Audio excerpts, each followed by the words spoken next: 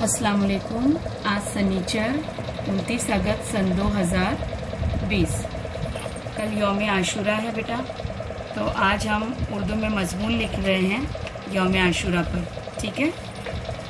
यूँ तो साल के 12 महीने हैं और हर महीने के 30 दिन अल्लाह ताला के पैदा किए हुए हैं, लेकिन अल्लाह ताला ने अपने पूरे साल के बाज़ अयाम को खुसूसी फजीलत अता फरमाई है और इन अयाम में कुछ मखसूस अहकाम मुकर्रर फरमाए हैं। ये मुहर्रम का महीना भी एक ऐसा ही महीना है जिसको कुरान करीम ने हुर्मत वाला महीना करार दिया है।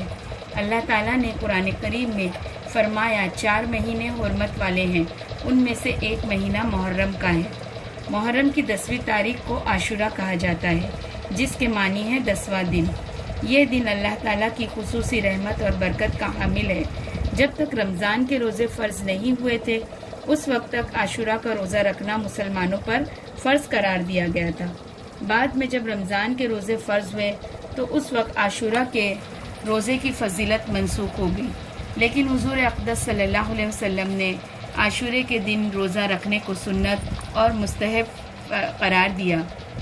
एक हदीस में हुज़ूर सल्लल्लाहु अलैहि वसल्लम ने इरशाद फरमाया कि मुझे अल्लाह अज़्ज़ व जल की रहमत से उम्मीद है कि जो शख्स आशूरा के दिन का रोज़ा रखेगा तो उसके पिछले 1 साल के गुनाह का कफ़ारा हो जाएगा।